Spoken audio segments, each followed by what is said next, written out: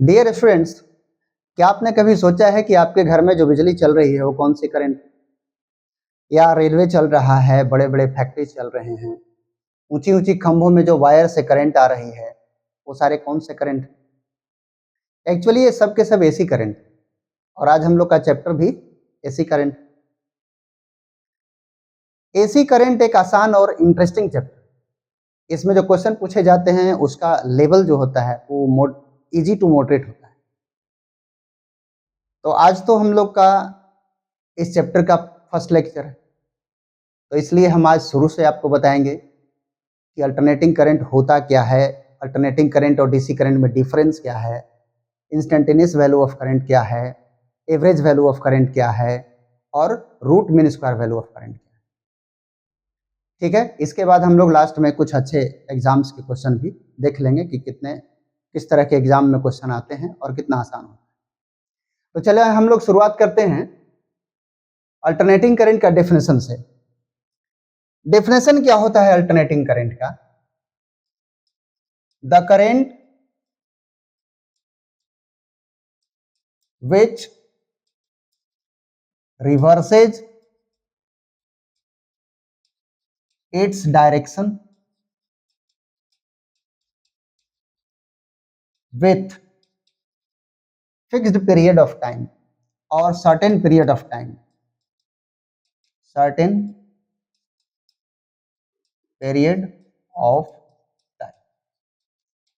मतलब ऐसा करंट जो अपने डायरेक्शन को रिवर्स करता है कुछ सर्टेन पीरियड ऑफ टाइम पर। आपने करंट के बारे में पढ़ा होगा करंट इलेक्ट्रिसिटी वाली चैप्टर में। वो कंप्लीट उसमें जो पढ़ाई हुई थी वो डीसी करंट था। उसमें क्या होता था, एक रजिस्टर होता था, रजिस्टर में करंट, एक रजिस्टर होता था, रजिस्टर के साथ एक बैटरी लगी होती थी। करंट का हम लोग डायरेक्शन दिखाते थे, यूनी डायरेक्शनल करंट होता था। डीसी करंट का मतलब क्या था? Uni direction current. यहां से चार्ज स्टार्ट हुआ फ्लो करना और कंप्लीट सर्किट पूरा करता था, और करंट का वन डायरेक्शन होता था। ये जो एसी करंट है इसमें थोड़ा डिफरेंट है। जैसे देखो, इसमें भी एक रजिस्टर हो सकता है। वैसे इस चैप्टर में हम लोग 3 डिवाइसेज पे काम करेंगे। एक रजिस्टर है, इंडक्टर है, कैपेसिटर। अलग अलग करंट तीनों डिवाइसेज के साथ होते हैं, बट इनिशियली हम आपको यहीं से बता रहे हैं। तो देखो, ये रजिस्टर है और यहाँ पर एक सोर्स लगाते हैं एसी, और इस एसी सोर्स को ऐसे करके दिखाते हैं, बीच में वेव का फॉर्म दिखाते हैं। इसका मतलब इंडिकेट कर रहा है कि एसी सोर्स लगा हो। और इसमें हम करंट का डायरेक्शन नहीं दिखाते हैं, क्योंकि एसी करंट में जो करंट फ्लो होता है वो रिवर्स करता रहता है। चार्ज आगे जाता है, फिर पीछे आता है, फिर आगे जाता है, फिर पीछे आता है, मतलब चार्ज ओसिलेट करता रहता है। इसकी शुरुआत एक्चुअली आपका इसके जस्ट पीछे वाली जो चैप्टर थी इलेक्ट्रोमैग्नेटिक इंडक्शन, उसकी लास्ट वाली जो टॉपिक थी एसी जनरेटर, वहां पे आपने पढ़ा था कि जनरेटर, एसी जनरेटर जो होता है टाइम वेरिंग ईएमएफ प्रोड्यूस करता है। और उस ईएमएफ को हम लोग ईएमएफ का इक्वेशन लिखते थे E equal to E naught sine omega t. ये टाइम वेरिंग ईएमएफ था। इसको हम इंस्टेंटेनियस वैल्यू ऑफ ईएमएफ भी कहते हैं। तो इसी तरह का वहीं से शुरुआत हो गई एसी ईएमएफ का, और अब इस चैप्टर में आकर के हम लोग उसको करंट के रूप में पढ़ रहे हैं। कैसे करंट हो जाएगा? अगर यहां पे आप आर से डिवाइड कर दोगे तो क्या होगा? करंट नहीं बनेगा, ये करंट बन जाएगा। तो यहां जो सर्किट होती है इसमें एसी ईएमएफ लगा होता है, चाहे रजिस्टर हो, कैपेसिटर हो, इंडक्टर हो, कोई भी डिवाइस वाली सर्किट बनेगी, लेकिन सोर्स वही एसी वाला सोर्स ही रहेगा। और उसका इक्वेशन रहेगा E equal to E naught sine omega t. यही रहेगा इसका सोर्स का इक्वेशन। ठीक है, तो आपने देख लिया कि एसी करंट कहां से आया, तो एसी जनरेटर से। अब हम आपके साथ बात करेंगे कि एसी करंट और डीसी करंट में डिफरेंस क्या है। तो सबसे पहले तो अब ग्राफिकली अगर हम लोग समझना चाहें, देखो ग्राफ अगर हम देखते हैं एसी और डीसी का ग्राफ देखते हैं, डीसी का यहां देखो, डीसी का ग्राफ कुछ ऐसे बनता है। अगर करंट आपका पॉजिटिव है तो पॉजिटिव रहेगा for whole of the time, जितने समय के लिए आप चलाओ। पॉजिटिव रहेगा, या फिर अगर नेगेटिव है तो फिर नेगेटिव रहेगा, वो डायरेक्शन नहीं चेंज करेगा। देख रहे हो, ये भी एक ऐसे डीसी का ही ग्राफ है। देखो, भले ही मैग्नीट्यूड चेंज हो रहा है बट ग्राफ डीसी का ही है। इस तरह से हम लोग डीसी दिखाते हैं। बट एसी कैसे दिखाते हैं? एसी का ग्राफ देखो ऐसे होता है, ये तो साइनसॉइडल होता है। फर्स्ट वाली जो ग्राफ हम दिखा रहे हैं, ये देखो आई है, और इस तरह से करंट हम लोग दिखाते हैं। इसमें यहां तक टी होता है, यहाँ T/2 टाइम लगता है, ये हाफ साइकिल है, ये यहां से यहां तक जब कंप्लीट किया तो फुल साइकिल है। ये एसी ईएमएफ जो हम लोग पढ़े पिछली वाली चैप्टर में एसी जनरेटर से, उससे बना हुआ करंट। हालांकि एसी करंट का और भी ग्राफ होते हैं, जैसे ये भी देखो एसी ही है, इसको हम लोग बोलते हैं स्क्वायर वेव एसी। ऐसे एक एसी का ग्राफ देखो ऐसा भी होता है, इसको शॉर्ट टूथ एसी कहते हैं। एक ग्राफ और भी बनता है ऐसे, ट्रायंगुलर एसी ग्राफ। ऐसे ये सब एसी का ग्राफ, सभी में एक बार पॉजिटिव एक बार नेगेटिव, एक बार पॉजिटिव एक बार नेगेटिव। एक बात यहां और भी हम लोग को समझ लेना है, एक साइकिल में, इन वन साइकिल, एक साइकिल में एसी करंट कितनी बार अपनी डायरेक्शन चेंज करता है? एक साइकिल में एसी करंट कितनी बार अपनी डायरेक्शन चेंज करता है, यह सवाल पूछा जा सकता है। देखो, क्या देखा आपने, यहां से यहां ये क्या हुआ पॉजिटिव, और ये क्या हुआ नेगेटिव। दो बार चेंज करता है, एक बार पॉजिटिव और एक बार नेगेटिव, एक साइकिल में। देखो एक साइकिल हुआ, ये यहां से चला यहां तक, एक cycle, one cycle, one cycle है, यहां से लेके यहां, वन साइकिल में एक बार पॉजिटिव और एक बार नेगेटिव, दो बार डायरेक्शन चेंज करता है। यानी 20 साइकिल कंप्लीट करेगा तो 40 बार डायरेक्शन चेंज करेगा। ठीक है, तो ये आपने देखा ग्राफिकली, ग्राफ के मदद से आपने देखा कि these are difference between AC and DC, graph से हम लोग समझे। अब हम लोग फिर आगे भी समझ सकते हैं, जैसे एसी करंट एक ऐसी करंट है जिसको आप हायर पोटेंशियल टू लोअर और लोअर टू हाई कर सकते हैं ट्रांसफार्मर लगा, बट डीसी को नहीं कर सकते। ये डिफरेंस हो गया। तीसरा डिफरेंस है कि एसी करंट को आप लॉन्ग डिस्टेंस तक भेज सकते हैं, क्योंकि इसमें चार्ज अपने जगह पे वाइब्रेट करता है, सिर्फ एक जगह से दूसरी जगह ट्रांसफर नहीं होता। लेकिन डीसी में ऐसा नहीं होता। डीसी में यहां से चार्ज वहां तक, फुल जहां तक जाना है वहां तक जाता है, धीरे धीरे धीरे धीरे चलते जाता है, बहुत स्लो चलता है। आपने उस करंट इलेक्ट्रिसिटी वाले चैप्टर में पढ़ा होगा, ड्रिफ्ट वेलोसिटी जो होती है बहुत स्लो होती है, टकराते टकराते वो आगे बढ़ता है। इसलिए एसी में लॉस ऑफ एनर्जी कम होता है, बहुत कम होता है, जब हम दूर तक करंट को भेजते हैं। ठीक है, और डीसी में बहुत लॉस होता है। एक चीज और हम लोग जान लेंगे कि एसी करंट को जब हम एक जगह से लॉन्ग डिस्टेंस तक भेजते हैं तो हाई पोटेंशियल और लो करंट के फॉर्म में भेजते हैं, high potential and low current के फॉर्म में भेजते हैं। ये सारा आपने एसी डीसी का परिचय देख लिया। अब हम लोग चलते हैं instantaneous value of AC EMF and instantaneous value of AC current. Instantaneous value of AC current का मतलब हुआ कि the current which depends on time. ठीक है, तो चलो देखो हम लोग इससे क्वेश्चन पे आ जाते हैं। देखो इसमें कुछ पैरामीटर्स भी हम लोग आज समझ लेंगे ताकि क्वेश्चन बनाने में आसान पड़ेगा। देखो, अगर ईएमएफ का इक्वेशन ऐसा दिया है, अगर ईएमएफ का इक्वेशन कुछ ऐसा दिया है, E equal to E naught sine omega t, तो यहां पे आपको ये जानना है कि ये ई नॉट क्या है। ये है peak value, peak value. E not क्या है? ये पीक वैल्यू है। और ओमेगा क्या है? एंगुलर फ्रीक्वेंसी है, एंगुलर फ्रीक्वेंसी। ओमेगा का क्या क्या फॉर्मूला होता है? Omega equal to 2 pi by T लिखते हैं हम लोग। Omega equal to 2 pi nu लिखते हैं हम लोग। न्यू लिख दिए, इसका मतलब क्या हुआ? न्यू लिखने का मतलब हो गया कि न्यू हमारा फ्रीक्वेंसी है जो 1 बाई टी हम लोग बोलते हैं। ये सब हम लोग का पढ़ा हुआ है एसएचएम में और वेब में, जो 11th क्लास की चैप्टर थी, कुछ तो याद होगा ना। ठीक है, न्यू को कहीं कहीं ऐसे भी लिखा होता है 2 पाई एन, एन कहीं कहीं एफ के फॉर्म में भी होता है 2 पाई एफ, लेकिन सब फ्रीक्वेंसी ही है। ठीक है, ये पैरामीटर्स थे जो आपको जानना था। लेकिन इसी से रिलेटेड देखो ये क्वेश्चन आया हुआ। क्वेश्चन क्या बोलता है, if E equal to 20 sin 100 pi t volt then calculate value of E at t equal to 1/600। ये इंस्टेंटेनियस ईएमएफ का इक्वेशन है। आपको टाइम डालकर उस समय पर ईएमएफ बताना है। क्या है, ये आसान चीज है। देखो क्वेश्चन नंबर 1 को कैसे बनाया जा सकता है, E equal to 20 sin 100 pi t। T के जगह पर क्या वैल्यू डालना है, साइन 100 पाई 1/600।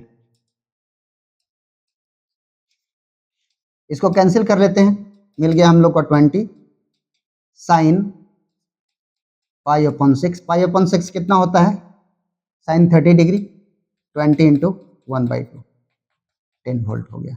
ईएमएफ हम लोग को निकल गया। अगला देखो क्वेश्चन क्या है, टाइम पीरियड बताना है। तो टाइम पीरियड के लिए हम लोग omega equal to 2 pi upon T, यही फॉर्मूला पढ़े हैं ना यहाँ पर, यही है ना। ओमेगा के बदले क्या लिखोगे आप, ओमेगा के बदले आप लिखेंगे ये 100 पाई 2 pi upon T. Pi pi काट लीजिए, 2 से ही काट लीजिए, 50 हो जाएगा। यानी टी हमारा टाइम पीरियड हो जाएगा 1/50 सेकेंड। समझ लिया आपने। अगला क्वेश्चन 3 क्या है, तीसरा नंबर वाली क्वेश्चन क्या है तीसरा नंबर वाला क्वेश्चन को देखो आप।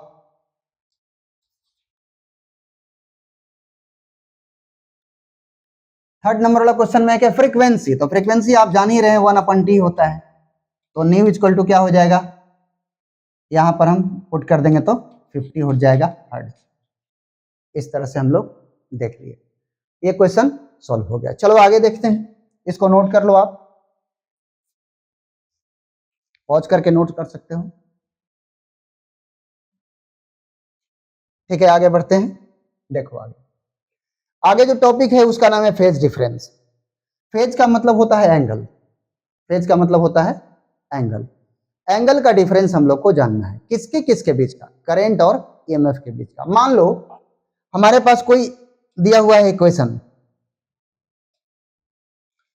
इक्वेशन दिया है ईएमएफ का, E equal to E naught sine omega t, ऐसे दिया है ईएमएफ का इक्वेशन। और करंट का इक्वेशन दिया हुआ है I equal to I not sine omega T plus पाई/3।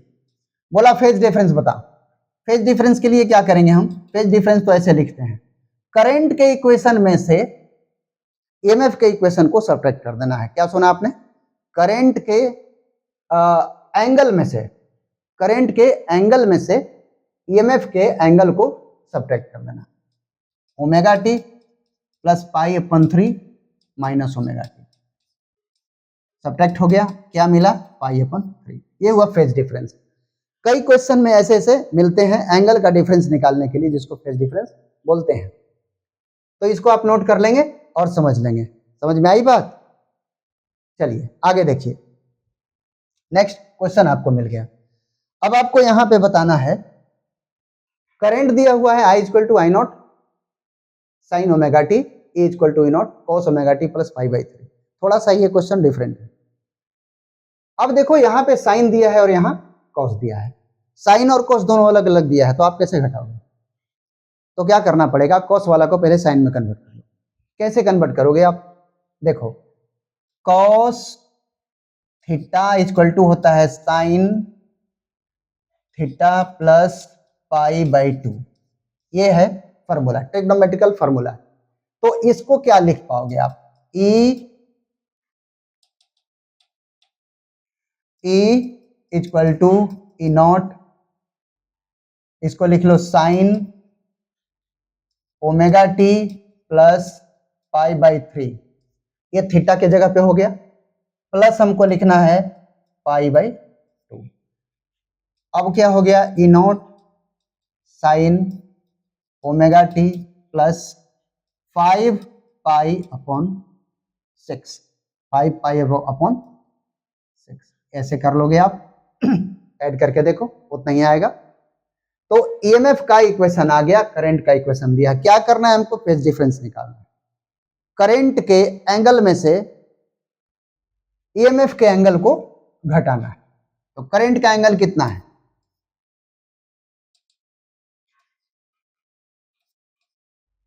Current का एंगल है ओमेगा टी, ईएमएफ का एंगल ये है ओमेगा टी प्लस 5 पाई अपन 6,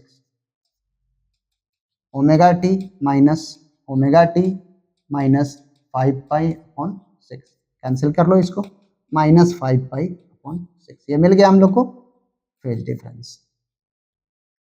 देखो टॉपिक वाइज हम चैप्टर्स को हमने ऐसा ब्रेकअप किया है, अलग अलग तोड़ा है कि हर टॉपिक आपका क्लियर होगा अलग अलग, और हर टॉपिक से क्वेश्चन कैसे कैसे आता है हर जगह पे आपको बताया गया है। ठीक है, अब आप आगे देखो। नेक्स्ट टॉपिक है हमारा relation between time difference and phase difference. Phase difference and time difference relation लिखा जाता है, देखो phase difference upon 2 pi is equal to time difference upon T.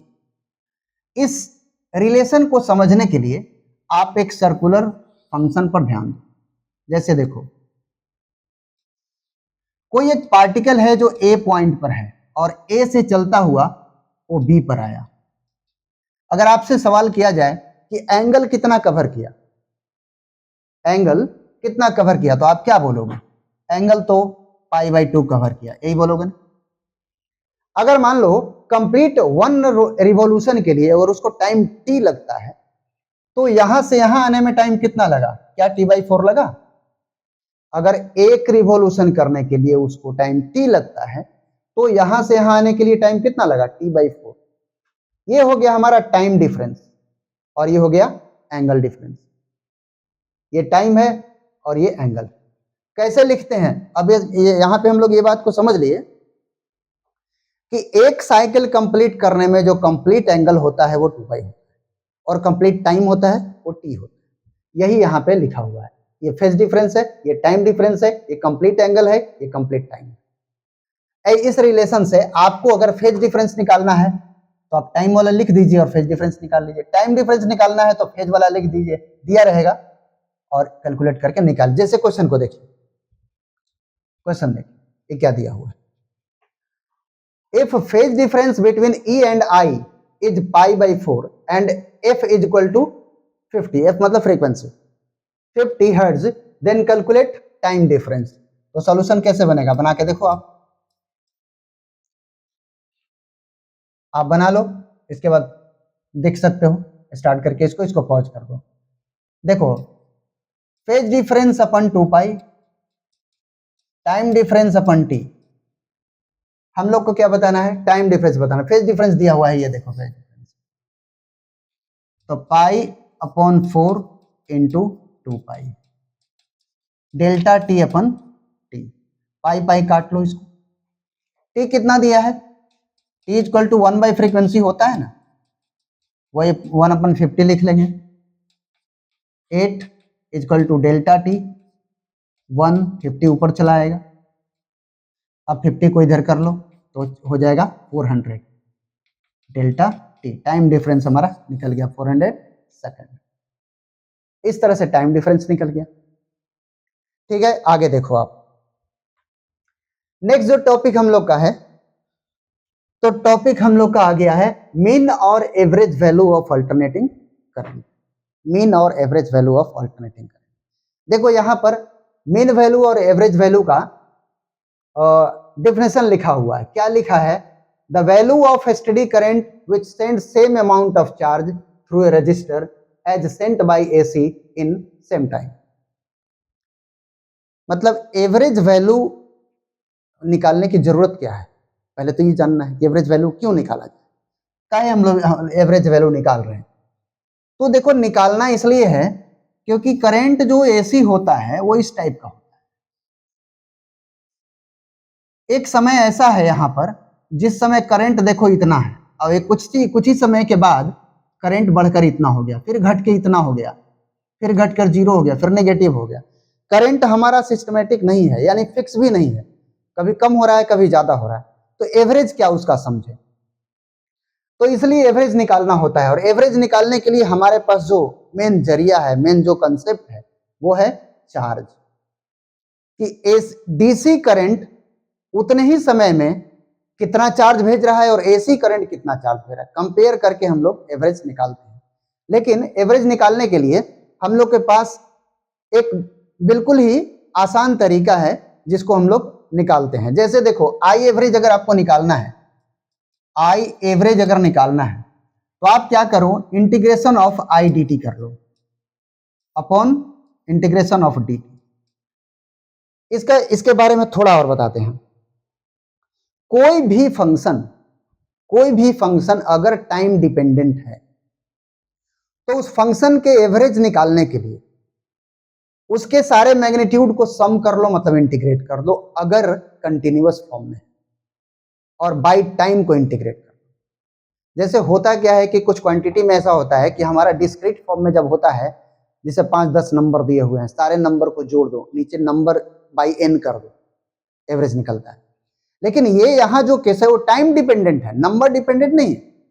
तो टाइम डिपेंडेंट है, इसलिए आपको उस क्वांटिटी का सम कर दो, उस क्वांटिटी का सम कर दो और नीचे टाइम का सम से डिवाइड कर दो। यही है कंसेप्ट एवरेज निकालने का। और इसी पे अगर हमारा क्वेश्चन आ जाए, ऐसा क्वेश्चन कि find I average for given current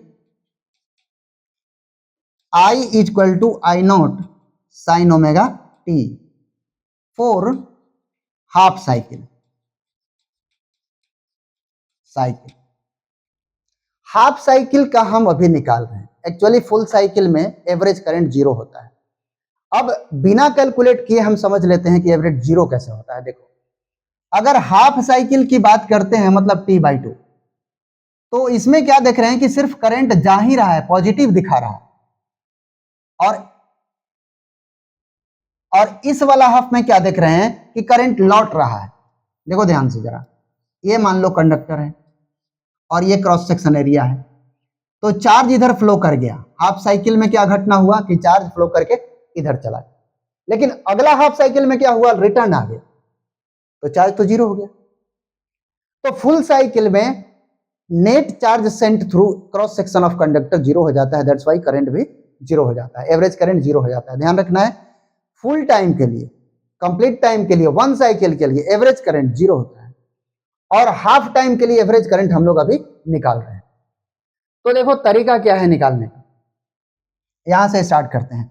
I average is equal to, I के बदले देखो ये लिख लेंगे हम, I not sine omega T D T upon D T, ऐसा लिख लेंगे। टाइम क्या डालना है, 0 से लेके t/2 डालना है, आगे हम लोग लिख लेंगे, ठीक है।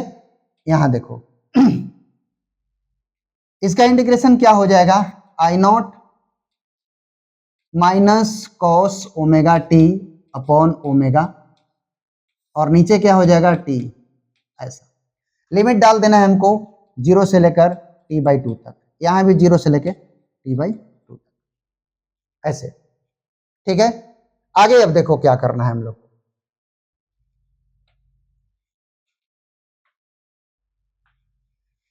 I average is equal to I naught, minus को बाहर निकाल लो, कॉस ओमेगा टी, ऐसा था ना, और ओमेगा आ गया था तो यहां लिख देंगे ओमेगा। और ध्यान दो यहां पर 0 से t/2, और नीचे हम लोग का क्या था, t था, और इसको भी टाइम डालना था, t/2 और 0 लिमिट था। आई एवरेज हम लोग लिखेंगे तो हो जाएगा minus I not upon omega. अब t/2 इसमें पुट करो, cos omega T upon 2 minus 0 put कर दोगे तो क्या मिलेगा, कॉस 0 हो जाएगा, नीचे ध्यान दो t/2 हो जाएगा, -0 हो जाएगा। आई एवरेज फिर के आगे बढ़ेंगे हम लोग तो होगा माइनस आई नॉट ओमेगा देखो ओमेगा टी इक्वल टू 2 पाई होता है, ओमेगा टी इक्वल टू 2 पाई होता है, तो 2 पाई यहाँ लिखेंगे तो 2 2 कट जाएगा तो पाई बचेगा, कॉस पाई का वैल्यू -1 होता है और यहाँ भी -1 हो जाएगा और नीचे क्या आएगा t/2 आएगा। अब देखो फाइनली क्या मिला, ये 2 हो जाएगा, -2 को मल्टीप्लाई करेंगे तो 2i0 हो जाएगा ओमेगा, और ये देखो t/2 है, t/2 तो 2 ऊपर चला जाएगा ऐसे, तो हम लोग लिख लेंगे आगे, फिर देखना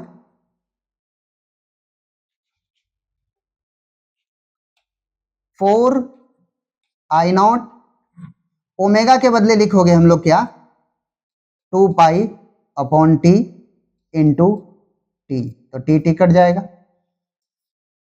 आगे देखो क्या है, I average is equal to 4i0 upon 2 pi, 2 से कैंसिल कर लिया जाए इसको, क्या मिला 2i0 अपॉन पाई, ये मिला आई एवरेज। अब ये रट्टा मार करके अगर याद कर लोगे कि I average is equal to 2i0/पाई होता है तो कहीं कहीं गलती हो जाएगी, लेकिन ज्यादा क्वेश्चन इसी पे आता है। ये जो एवरेज वैल्यू है वो करंट के इक्वेशन पे डिपेंड करता है, इक्वेशन क्या दिया हुआ उसके आधार पे आई एवरेज निकलता है। इसका हम लोग का वैल्यू दूसरा भी होता है, आई एवरेज लिखना चाहो तो 0.637 i0, शॉर्ट में इसको भी आप यूज कर सकते हो। तो ये आई एवरेज का वैल्यू आ गया, किसका, साइनसोइडल जो करंट था उसका। ठीक है, आगे देखो अलग का अलग आएगा, आगे हम लोग फिर क्वेश्चन करके बताएंगे। दूसरा करंट का इक्वेशन रहेगा, उसका जब आई एवरेज निकालेंगे तो 2i0/पाई नहीं आएगा, वो भी हम इसमें रखे हैं जो आपको दिखाएंगे करके। ओके नेक्स्ट, आगे देखिए, आगे हम लोग का क्वेश्चन है, क्वेश्चन नहीं topic, root mean square value of AC current, root mean square value of AC current. देखो इसका क्या, ठीक उसी तरह इसका भी डिफिनेशन है, that value of steady current which generates same amount of heat as generated by DC in same time. ठीक है, that value of steady current, steady current किसको बोला गया है, स्टेडी करंट बोला गया है डीसी करंट, तो that value of DC current which generate same amount of heat as generated by AC current in same time, उसका हम लोग कैसे निकालते हैं, देखो ध्यान से। Root mean square value of current को हम लोग 4 वेराइटी में निकालते हैं, चारों का कंसेप्ट एक ही है, चारों का कंसेप्ट एक ही है, लेकिन डिराइव कैसे करते हैं, फॉर्म कैसे कैसे क्वेश्चन में 4 वेराइटी कर दिए जाते हैं वो अलग अलग हम आपको बताते हैं। बेसिकली इसमें फर्स्ट फॉर्म में क्या करते हैं हम लोग कि कंटिन्यूअस फॉर्म का निकाल रहे हैं पहले, जैसे I equal to I0 sine omega 2t, ये कंटिन्यूअस इक्वेशन है, तो साइनसोइडल है, तो इसका आरएमएस निकालेंगे क्या, आरएमएस का जो जनरल फॉर्मूला है उस पर आते हैं पहले, IRMS कैसे निकलेगा, तो क्या करोगे कि RMS square root mean square, current को स्क्वायर कर दो, इसके बाद मीन निकाल लो, मीन निकाल लो, ऐसे मीन के लिए लिखते हैं ऐसे, या दूसरा तरीका ऐसा भी है, आई ऐसे लिख दोगे ना तो ये भी मीन हो गया, ऊपर में डैश दे देंगे तो वो भी मीन कहलाता है। तो आप क्या करो, स्क्वायर कर दो, आई को स्क्वायर कर दो, तो स्क्वायर कर दिए, इसके बाद मीन निकाल लो, और मीन निकालने के बाद क्या करो, रूट कर दो, ये हो गया आपका रूट मीन स्क्वायर करेक्ट। थोड़ा एक्सपेंडेड फॉर्म में आते हैं, इसको कैसे हम लोग लिख सकते हैं एक्सपेंड करके, जैसे मान लो ठीक है इसी को एक्सपेंड कर रहे हैं, देखें आई को स्क्वायर करो, मीन कैसे निकालोगे, इंटीग्रेट कर दो, और टाइम को भी इंटीग्रेट कर दो क्योंकि टाइम फंक्शन है ये हो गया आपका स्क्वायर मीन, यानी स्क्वायर का मीन, स्क्वायर का मीन हो गया ये। अब क्या करना है, रूट, अब इसको कर दो रूट, हो गया। अब इसी फॉर्मूला पे हम आपको डेराइव करके दिखाते हैं कि अगर हमारे पास क्वेश्चन यहां कर लेते हैं, देखो derive RMS value of AC current I equal to I not sine omega t. AC current हमारे पास ये दिया हुआ है। हम आपको बोले हैं कि रूट मीन स्क्वायर हम 4 वेराइटी में जिससे बिलोंगिंग क्वेश्चंस आते हैं हम अलग अलग बताएंगे, जिसमें ये पहला है जो कंटिन्यूअस फॉर्म में है, साइनसोइडल फॉर्म में है, कंटिन्यू करंट। तो इसका रूट मीन स्क्वायर कैसे निकलेगा, तो देखिए I R M S is equal to I square d t और इसका कर देंगे रूट। अगले में क्या करेंगे, देखो R M S I not sine omega t square d t time क्या देंगे, फुल साइकिल ले लेते हैं, दोनों के लिए तो सेम ही लेना है, जो भी आप लीजिए full cycle, popular full cycle है। यहां पर कंप्लीट 1 साइकिल के लिए आरएमएस निकालना है, तो 0 टू टी ये दे दिया हमने। और एक बात और ध्यान देना है,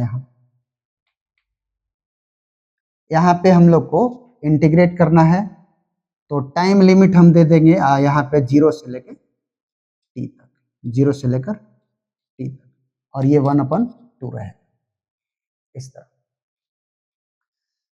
एक चीज और ध्यान देना, और इसका स्क्वायर किया हुआ है, देखो ध्यान से। अगले स्टेज में क्या लिखेंगे, इंटीग्रेशन, यहाँ आई नॉट लिख लेते हैं, बाहर निकाल लेते हैं, देखो आई नॉट को यहाँ पर हो गया हम लोग को साइन, इसको स्क्वायर कर लिया जाए omega T D T by D T, 0 से लेके टी, यहाँ भी 0 से लेके टी, और इसको 1/2, यहाँ तक पहुँच गए। अब देखो आगे, नोट कर लिए, यहाँ तक नोट कर लिए, तो आगे चलते हैं या फिर रुक जाते हैं, आप इसको नोट कर लो या पॉज करके नोट कर लो, आगे देखो next. I R M S is equal to I naught square, integration था हमारा sine square omega T D t, वही लाइन रिपीट हो जा रहा है ये, अपॉन डी टी, 0 से लेके टी था, यहाँ भी 0 से लेके टी है, 1/2 ऐसा हो गया है, ठीक है। अब आई नॉट स्क्वायर, देखो ध्यान से, क्या है कि साइन स्क्वायर ओमेगा टी का आप इंटीग्रेशन नहीं कर पाएंगे, इसलिए साइन स्क्वायर ओमेगा टी के बदले हम लिख सकते हैं 1 minus cos 2 omega T by 2। ये ट्रिग्नोमेट्रिकल इक्वेशन है, आइडेंटिटीज है, जो 11 क्लास में मैथ वाले बच्चों को ज़्यादा मिलता है, बायो वाले के लिए थोड़ा दिक्कत है। तो वो तो इतना इंटीग्रेशन करते समय और बेसिक मैथमेटिक्स पढ़ते समय फिजिक्स में बता दिया जाता है 11th क्लास में, आपको याद होना चाहिए, कहीं नोट्स बनाए होंगे तो आप देख सकते हैं, अगर नहीं है तो अभी आप जस्ट इसको याद करें, ठीक है। तो उसके बदले हम यहाँ पे लिख लेते हैं 1 minus cos 2 omega T upon 2 D t, और ये स्क्वायर के बदले ये हमारा आ गया, और ये हो गया हम लोग का यहाँ पर ब्रैकेट बंद, और यहाँ 1/2, और डी टी यहाँ पर तो रहेगा। टाइम लिमिट हमारे पास क्या था, 0 से लेकर टी, 0 से लेकर टी। अब इस 2 को जरा यहां ले लो, आई नॉट अपन 2 स्क्वायर है। अब इंटीग्रेशन के लिए जरा देखो ध्यान से, एक बार और लिख लें, 1 minus cos 2 omega T D T dt। कुछ है नहीं, सिर्फ रिपीट हो रहा है एडजस्ट करने के लिए, और कुछ बात नहीं। ऐसा हो गया, और ये t है। अब हम इंटीग्रेट कर लेते हैं फाइनली। आई नोट का स्क्वायर अपन 2, इंटीग्रेट जब कर लेते हैं तो मिलेगा, देखो 1 है तो यहाँ t मिल जाएगा, ये हो जाएगा sine 2 omega t upon 2 omega, 0 से लेके t रहेगा, और नीचे देखो क्या होगा, यहाँ भी t हो जाएगा, इसका भी लिमिट रहेगा 0 से लेके t, और टोटल का 1/2 रहेगा। ऐसा। अब देखो ध्यान से, अब इस t का वैल्यू अगर यहां पुट करते हो तो कैपिटल T हो जाएगा, IRMS आई नॉट स्क्वायर अपॉन 2, और देखो यहाँ पे कैपिटल T हो जाएगा, और देखो इस कैपिटल T को अगर यहाँ डालोगे तो ओमेगा t हो जाएगा 2 पाई, तो 2 पाई और 2 पाई 4 पाई, तो साइन 4 पाई का वैल्यू 0 होता है, तो ये पूरा 0 हो जाएगा, -0। और 0 अगर डालोगे यहाँ तो ये भी 0, और 0 यहाँ डालोगे तो ये भी, ठीक है। तो बचेगा सिर्फ हमारे पास क्या, नीचे वाला पार्ट। नीचे वाला पार्ट में t डालोगे तो t हो जाएगा, -0 डालोगे तो 0 हो जाएगा, तो नीचे t लिखा 1/2। ऐसा हो गया। आगे देखो, आगे हम लोग ई वाला t और ई वाला t काट सकते हैं ना, ये कैंसिल हो जाएगा, तो हो जाएगा हम लोग का आई नॉट स्क्वायर बाई 2, और इसके बाद हो जाएगा 1/2, तो हो जाएगा आई नॉट अपन √2। ये हो गया IRMS। अब सारे एसी करंट का आरएमएस वैल्यू आई नॉट अपन √2 नहीं होगा, ठीक है, क्योंकि ये डिपेंड करता है इक्वेशन पर, अलग अलग इक्वेशन का। लेकिन जनरली बहुत सारा क्वेश्चन जो है साइनसॉइडल ही पार्ट पे देता है, मतलब मैक्सिमम क्वेश्चन उसी पर रहता है, 90-95% क्वेश्चन उसी पर रहता है, इसीलिए इसको ज्यादा बता दिया जाता है, ठीक है। ये हो गया हम लोग का IRMS। कब, कंटिन्यूअस फॉर्मूला यानी साइनसॉइडल फॉर्मूला इक्वेशन। दूसरा फॉर्म क्या है, देखो दूसरा फॉर्म क्या होता है कि कंबाइन करके इक्वेशन देगा।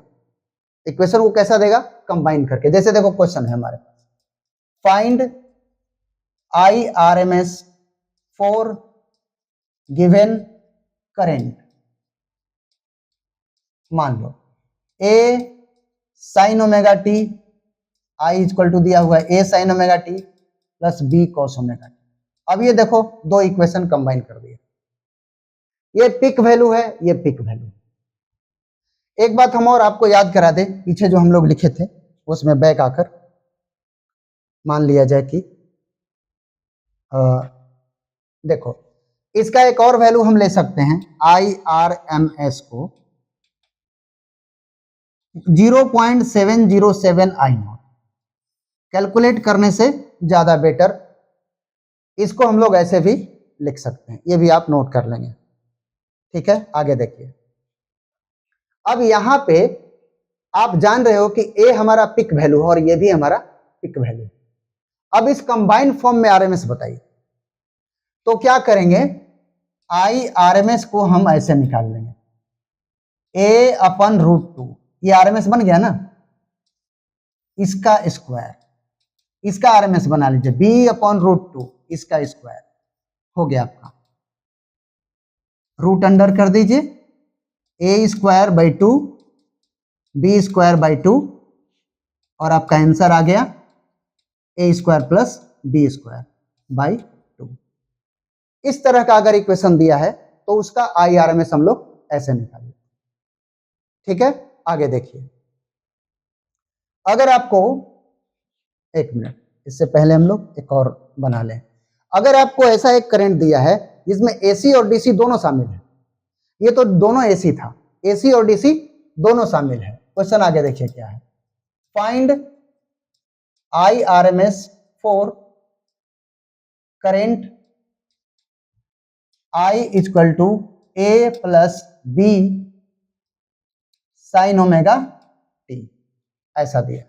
ये देखिए DC है और ये AC है, कैसे इसका आरएमएस निकालेंगे, तो रूट अंडर कर लीजिए ए स्क्वायर, इसको आपको आरएमएस बनाना नहीं है क्योंकि पहले से ही आरएमएस है यानी डीसी है, इसको आप आरएमएस बना लीजिए और दोनों को फिर इफेक्टिव वैल्यू बना लीजिए, कंबाइन कर दीजिए।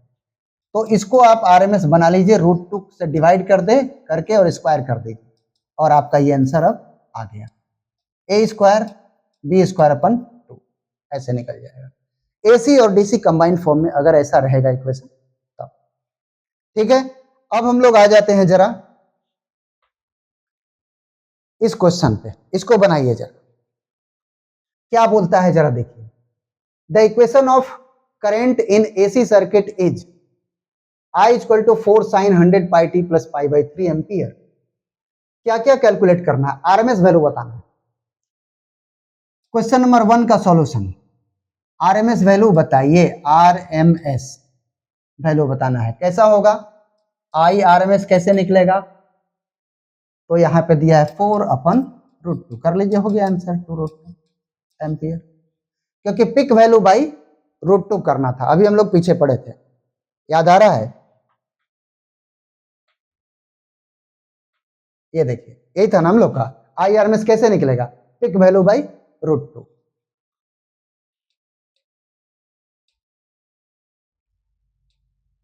ठीक, ऐसे निकल गया। दूसरा क्या बोलता है, पिक वैल्यू बताना है।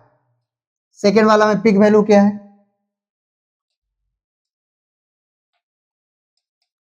पिक वैल्यू तो ऐसे दिया हुआ है 4 एम्पियर। फिर क्या है, फ्रीक्वेंसी बताना है, फ्रीक्वेंसी ओमेगा नहीं, फ्रीक्वेंसी न्यू। तो सिंस ओमेगा इक्वल टू होता है 2 पाई न्यू, ओमेगा की जगह क्या लिखना पड़ेगा, 100 पाई, 100 पाई 2 पाई न्यू, काट लीजिए इसको, 50 आ गया, न्यू कितना मिला 50 हर्ट्ज। अगला क्या है, इनिशियल फेज। इनिशियल फेज मतलब क्या हुआ, जब टाइम 0 है। टाइम अगर आप यहां 0 डाल दोगे तो क्या एंगल बचेगा, पाई बाई 3, यार इनिशियल फेज हमारा हो जाएगा, इनिशियल फेज हो जाएगा, initial phase that is pi by 3। Current at t equal to 0, t equal to 0 पर करंट क्या है, तो since I equal to 4 sine 100 pi into 0 plus pi by 3, t के जगह पे हमने क्या डाल दिया, 0 डाल दिया। अब देखो I equal to 4 sine pi by 3 मतलब 4 इंटू साइन पाई बाई 3 का वैल्यू क्या होता है, √3/2, तो क्या आंसर आ जाएगा 4√3 एम्पियर, नहीं 2√3 एम्पियर, 2√3 एम्पियर हो जाएगा। तो सारे क्वेश्चन हो गए।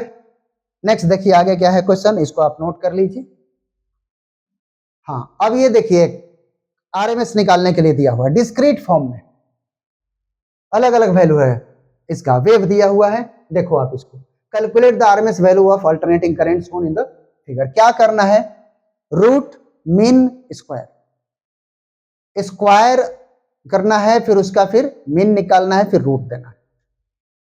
IRMS स्क्वायर का मीन निकालना है, 2 का स्क्वायर प्लस -2 का स्क्वायर प्लस 2 का स्क्वायर बाई 3। स्क्वायर का मीन हो गया ना, देख लो ध्यान से, स्क्वायर का मीन, करंट के स्क्वायर का मीन हो गया। अब क्या करेंगे, रूट कर देंगे इसको, हो गया हमारा रूट मीन स्क्वायर। आंसर क्या मिलेगा, देखो जरा ध्यान से, क्या 3 इंटू 2 का स्क्वायर मिलेगा, 3 गो है, ये कैंसिल हो जाएगा, रूट अंडर 2 का स्क्वायर मतलब 2 एम्पियर, इस तरह का रहेगा। तो ऐसे हम लोग बनाएंगे, ठीक है। नेक्स्ट देखो आगे, ये क्या दिया हुआ है, ये देखो, ये भी कंटिन्यूअस फॉर्म में है, आई डिपेंडिंग ऑन टी, इसका भी रूट मीन स्क्वायर निकालना है।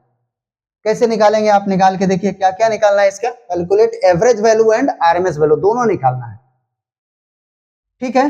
तो फर्स्ट वन करते हैं एवरेज वैल्यू, आई एवरेज,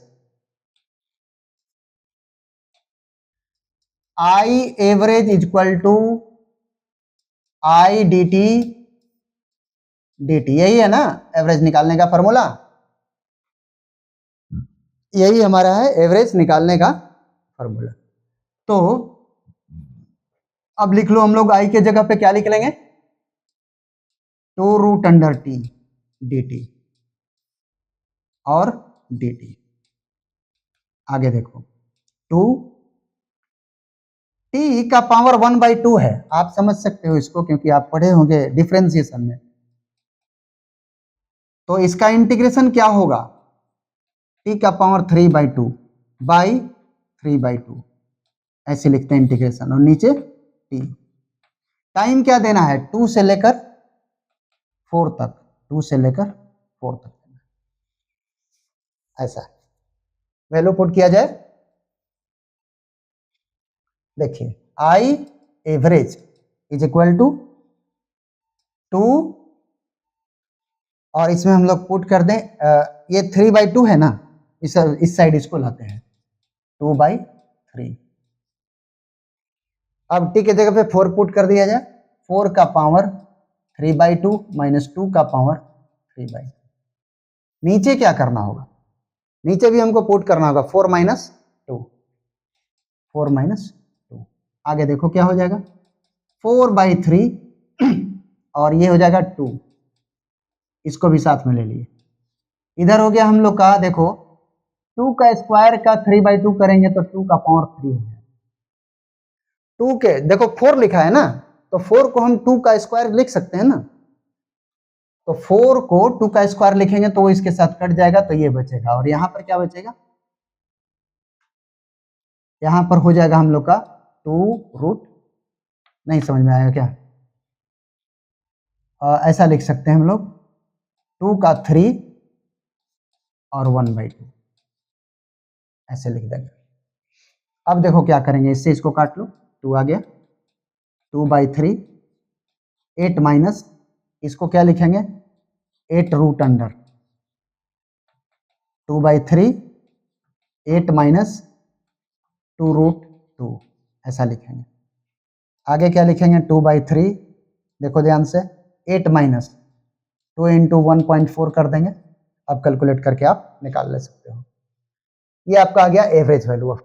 देखिए यहाँ तक हम लोग थोड़ा इसको क्लियर और कर लें, तो क्लियर कर लेंगे तो हो जाएगा 2/3, 8 में से हमको 2.8 को घटा देना है, 8 माइनस 2.8, ठीक है ना, हाँ ठीक है, हाँ तो 8 माइनस 2.8 कर देना है, घटाएंगे तो कितना आ जाएगा, देखो 5.2 आएगा, 5.2 ऐसा आ जाएगा।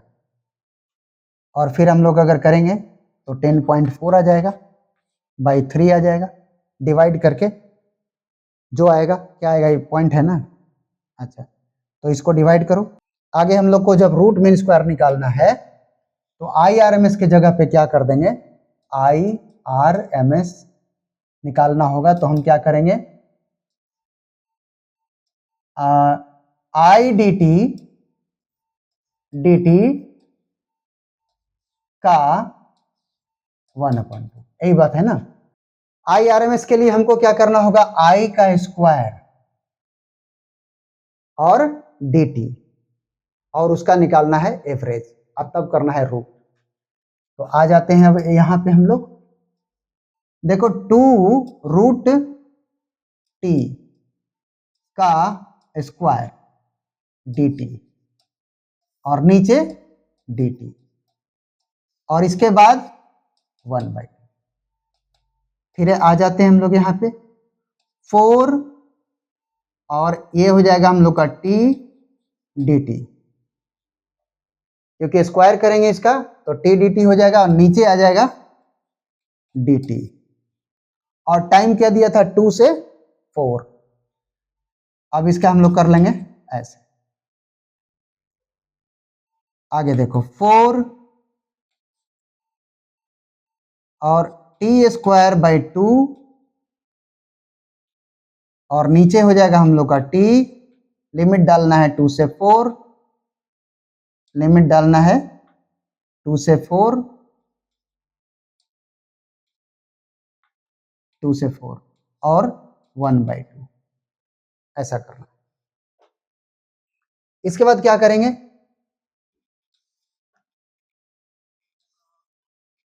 आई एवरेज इज इक्वल टू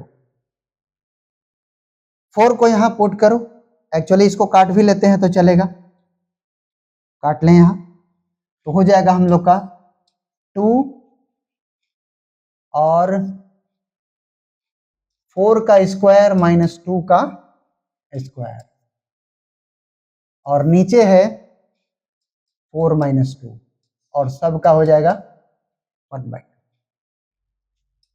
आगे हम लोग का 2, अब यहां देखो 16 माइनस 4/2 1/2, इसको काट लेते हैं, आंसर क्या आएगा हम लोग का, घटाएंगे तो 12 1/2, आंसर क्या आएगा 2√3 एम्पियर। ऐसे आई आर एम एस था ना, आई आर एम एस था, ये RMS I R M S, ठीक है। तो आई आर एम एस हम लोग का इस तरह है, थोड़ा सा कैलकुलेशन लेंदी है, ठीक है। अब आगे देखो क्वेश्चन को,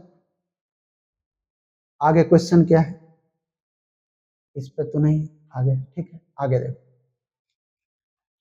क्वेश्चन आगे है दिया हुआ कि if direct current of value A ampere is super imposed on an alternating current I is equal to B sin omega t flowing through a wire, what is the effective value of resulting current in the circuit? यानी current का equation है हमारे पास A plus B और sign omega T, हम बताए थे आपको, वैसे कर लेना है, इसको तो हम बता चुके हैं पीछे। आई आरएमएस अगर बताना है यानी इफेक्टिव बताना, आरएमएस मतलब अपेरेंट करंट भी कहलाता है, इफेक्टिव करंट भी कहलाता है। तो आई आरएमएस हो जाएगा हमारा यहाँ पे रूट अंडर ए का स्क्वायर प्लस बी बाई √2 का स्क्वायर, ये तो ऑलरेडी आरएमएस है, इसको आरएमएस बना लिए पिक वैल्यू बाई √2। अब दोनों को इफेक्टिव बनाना है यानी रिजल्टेंट बनाना है, तो रिजल्टेंट ऐसे निकल गया, आंसर हो गया, ठीक है। नेक्स्ट देखिए आगे, अब कुछ पॉइंट्स को ध्यान रखना है जी, इस पॉइंट को आप नोट कर लीजिएगा, पॉइंट को ध्यान रखना होगा। लिखा गया है कि if nothing is written about AC RMS peak value और एवरेज करंट, कोई क्वेश्चन आपको मिला और किसी क्वेश्चन में कुछ बोला ही नहीं गया है कि करंट जो है आरएमएस है कि पीक है कि एवरेज है, तो फिर क्या मानेंगे आप, तो आरएमएस मानेंगे। फिर अगला देखिए क्या लिखा हुआ है, given AC source voltage is RMS voltage, जैसे आपके घर में आ रहा है या पहले से कुछ दे रखा है 220 वोल्ट लिखा हुआ है, तो आप क्या मानेंगे, आरएमएस वोल्ट मानेंगे। आपके घर में जो करंट आता है वो आरएमएस है, जो इफेक्टिव वैल्यू ऑफ हम लोग घर में यूज करते हैं वो सब आरएमएस वोल्टेज और करंट होता है। आगे देखो क्या है, AC ammeter and voltmeter, AC ammeter and voltmeter read the RMS value मतलब effective value of alternating current and voltage respectively. जो एसी अमीटर है या एसी वोल्ट मीटर है वो आरएमएस वैल्यू को रीड करता है, पिक वैल्यू को नहीं या इफेक्टिव एवरेज वैल्यू को नहीं, ठीक है। आगे देखिए point, AC can be measured by using hot wire ammeter और hot wire voltmeter. Hot wire ammeters या हॉट वायर वोल्ट मीटर के द्वारा भी एसी को मापा जाता है। ये सब थ्योरेटिकल क्वेश्चन है जो याद होना चाहिए, नहीं तो नहीं हो पाएगा। नीट वगैरह में तो बहुत सारा थ्योरेटिकल पूछता है और कभी कभी जेईई मेंस में भी पूछता है, ठीक है। Because the heat generated by independent of the direction of current, क्योंकि हीट जो जनरेट होता है वो इंडिपेंडेंट होता है डायरेक्शन ऑफ करंट का। आगे देखो क्या है, AC produces the same heating effect as that of DC of magnitude I R M S. मतलब IRMS वैल्यू जो है DC और IRMS दोनों बराबर वैल्यू होता है। अगर IRMS बोल रहे हैं मतलब आप DC बोल रहे हैं, DC बोल रहे हैं मतलब IRMS बोल रहे हैं, ये मतलब हुआ। आगे देखो ये क्या हम लोग पढ़ने वाले हैं, different equations related to AC। अलग अलग इक्वेशन, जैसे मान लो करंट का इक्वेशन दे रखा है ऐसा, I equal to I0 sine omega t, तो इसका एवरेज वैल्यू 0 हो जाएगा। हम लोग पढ़े थे ना, average value of AC current is 0 for full cycle, तो ये फुल साइकिल के लिए है, for full cycle average value 0 होता है, पिक वैल्यू I0 होता है, हम लोग पढ़े ही है I0 होता है, RMS वैल्यू इतना होता है। इस इक्वेशन में ओमेगा हमारा एंगुलर फ्रीक्वेंसी है। इसमें आ जाइए, देखिए इसमें क्या बोल रहा है, यहां पे ऐसे लिखा हुआ है, करंट लिखा है I0 sine omega T cos omega T, को हम ऐसे लिख सकते हैं, ध्यान देना जरा, I0 sine omega T cos omega T को हम लोग ऐसे लिख सकते हैं, क्योंकि हमारे पास इक्वेशन था कि 2 साइन ओमेगा, इक्वेशन एक होता है 2 sine theta cos theta equal to sine 2 theta, ये इक्वेशन था। इसलिए साइन ओमेगा टी के पास 2 नहीं है, तो हमने क्या किया, क्या कर सकते हैं, यहाँ पे 2 यहाँ लिख दो, यहाँ 2 से डिवाइड कर दो, तो ऐसा मिल जाएगा। इसके बाद ये लिख दो, समझ में आई बात, ऐसे, इसलिए इसको हम ऐसे लिख सकते हैं। तो ये भी कंप्लीट साइकिल का है, इसलिए एवरेज 0 होगा। और अब पिक वैल्यू तो यहाँ पे हम लोग का हो गया I0/2, पिक वैल्यू तो यही है। RMS कैसे निकलेगा, √2 से डिवाइड कर दो इसको, √2 से यहाँ डिवाइड करो, RMS वैल्यू हो गया, हो गया। इसका एंगुलर फ्रीक्वेंसी क्या है, 2 ओमेगा, एंगुलर फ्रीक्वेंसी 2 ओमेगा, ऐसे पहचानेंगे। यहां देखो क्या है, I0 sine omega T plus I0 cos omega t, ये दो करंट है। अब इसका आपको निकालना है पिक वैल्यू। अब आप पिक वैल्यू अगर निकालोगे तो इसका पिक वैल्यू कितना आ जाएगा, तो पिक वैल्यू इसका आ जाता है √2 I0, और इसका RMS वैल्यू के लिए हम लोग क्या कर रहे थे, √I0 का स्क्वायर बाय √2। ध्यान दो, इक्वेशन हम लोग क्या कर रहे थे कि आप पहले इस करंट को RMS निकाल लीजिए, इसके बाद इसका RMS भी निकाल लीजिए और स्क्वायर कर दीजिए, इफेक्टिव वैल्यू निकल जाएगा। आंसर करिएगा तो आपका क्या मिल जाएगा, 2I0 का स्क्वायर, 2 कट गया, I0 आ गया, IRMS क्या आ गया, इतना आ गया। उसी तरह पिक वैल्यू भी इसको जब कंबाइन करेंगे तो आपको √2 I0 आ जाएगा, और ओमेगा हम लोग का यहाँ पे दिया ही हुआ है ऐसे, ठीक है। ओके, आगे देखो अब, ठीक है, नेक्स्ट देखो। अब ये देखो है एक वेव ऐसे, फर्स्ट जो हम लोग का दिया है साइनसोइडल, इसका ग्राफ ऐसा होता है, और इसका RMS वैल्यू ऐसा हम लोग पढ़े हैं अभी, ये भी वैल्यू होता है। एवरेज वैल्यू भी हम लोग ऐसे देखें, एक जगह सबको नोट कर लीजिएगा, वेव डिपेंडेंट है ये। हाफ वेव रेक्टिफायर अभी नहीं मिलेगा आपको पढ़ने के लिए, लेकिन कहीं कहीं ऐसा मिलेगा, तो इस तरह बनता है। हाफ वेव रेक्टिफायर मिलता है सेमीकंडक्टर में पढ़ने के लिए। हाफ वेव रेक्टिफायर का मतलब होता है कि ये जो दिख रहा है ये हाफ हो गया तो हाफ हो गया, ये निगेटिव वाला हाफ नहीं दिखाया जाएगा, अगला हाफ रहेगा, ठीक है। तो इस केस में जो RMS वैल्यू है वो I0/2 हो जाता है, नॉट I0/√2, इसके जगह पे इतना हो जाता है, और करंट जो हो जाएगा इसका वैल्यू इतना हो जाएगा। यहां पर भी वही बात है, हाफ वेव में सीधे डिफरेंट हो जाता है, एक ही का निकलता है। और यहां पर देखो 2I0/π है, तो हाफ है, इसलिए हाफ कर दिए, इसको कट गया, तो ये आ गया आंसर, ठीक है। ऐसे करके यहां देखो फुल वेव रेक्टिफायर है, तो फुल वेव रेक्टिफायर में जैसा था वैसा ही रह जाएगा, जो इसका वैल्यू था वही इसका वैल्यू, ठीक है। आगे देखो अब यहां पर भी हमारा स्क्वायर रेक्टेंगुलर है, तो उतना ही हम लोग पीछे निकाले थे। और इसमें ये सब याद रख लेने वाली चीजें, इस पे ज्यादा मतलब इसी जस्ट टाइप का रहेगा, उस पर पुट कर देना है और निकाल लेना, ओके, आगे देखो। अब ये देखो जेई मेंस ऑनलाइन वाली एग्जाम 4 अप्रैल 2025 में आया है, मॉर्निंग शिफ्ट। क्या क्वेश्चन आया है? An alternating current is represented by the equation I equal to 100√2 sin 100 pi t ampere. RMS value बताना है। क्या करना है? ये तो कोई क्वेश्चन है, कोई √2 से डिवाइड कर दो, आंसर हो गया 100 एम्पियर, है ना? आरएमएस वैल्यू बताना था, √2 से डिवाइड कर दिया, पिक वैल्यू को, आंसर आ गया 100 एम्पियर। तो ये आ गया हम लोग का आंसर। और जरा देख लेते हैं, 100 पाई टी आरएमएस वैल्यू बताना है और फ्रीक्वेंसी बताना है। इसी से फ्रीक्वेंसी निकालते हैं ना हम लोग, ओमेगा। ओमेगा इक्वल टू क्या? 2 पाई न्यू, 100 पाई, 2 पाई न्यू काट दीजिए, 50 आ गया। न्यू कितना मिल गया? 50। ये आंसर हो गया हम लोग। इस तरह का क्वेश्चन था, अगली बार आया था ये एग्जाम 2025 में। नेक्स्ट देखिए अगला क्वेश्चन क्या है। ये भी 2025 का ही 7 अप्रैल को आया था, मॉर्निंग शिफ्ट में। क्या क्वेश्चन बोलता है, पढ़ो आप, पढ़ो और निकालो। देखो क्या दिया है, I equal to 5√2 plus 10 cos 650 pi t plus pi upon 6 ampere. RMS value of current बताना है। देखो एसी और डीसी शामिल है, कैसे निकालेंगे?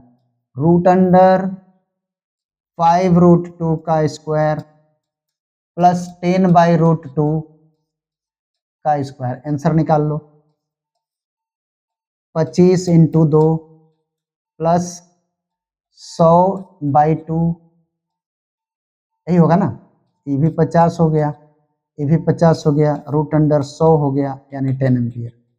देख रहे हो ना क्वेश्चन कैसे आता है? ठीक है, ये हो गया हम लोग का। अगला देखो क्या है, आगे है हम लोग का फिर question. An alternating current is given by equation I equal to I1 sin omega T plus I2 cos omega t. RMS value of current बताना है। ये भी क्वेश्चन आसान है बिल्कुल। आरएमएस अगर आपको फाइंड करना है तो रूट अंडर कर लो I1 का स्क्वायर बाय√2, एक मिनट ठीक से लिखते हैं, I1√2 का स्क्वायर, I2√2 का स्क्वायर, आंसर करो आप। I1 square by 2, I2 square by 2, root under 2, I1 का स्क्वायर प्लस I2 का स्क्वायर। मैच करो, कौन आंसर आ गया? ठीक है, इसमें कौन आ रहा है आंसर? स्क्वायर स्क्वायर वाला ही है ना। ये देखो आंसर आ गया हम लोग का, √2 आएगा। इसको बाहर निकालेंगे तो हम लोग के पास निकलेगा I1 का स्क्वायर,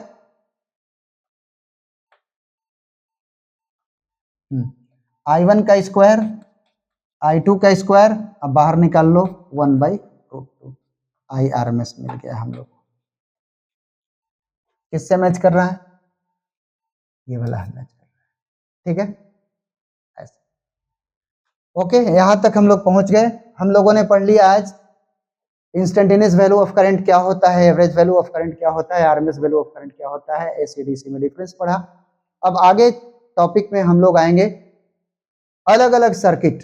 7 तरह के सर्किट होते हैं और सातों से रिलेटेड क्वेश्चन होते हैं। हमने आपको अभी जस्ट बताया था कि एसी करंट में हम लोग मेनली 3 डिवाइसेज के बारे में पढ़ते हैं, रजिस्टर, इंडक्टर और कैपेसिटर। तो ये 3 मिला के 3 सर्किट तो अकेले अकेले बन गया।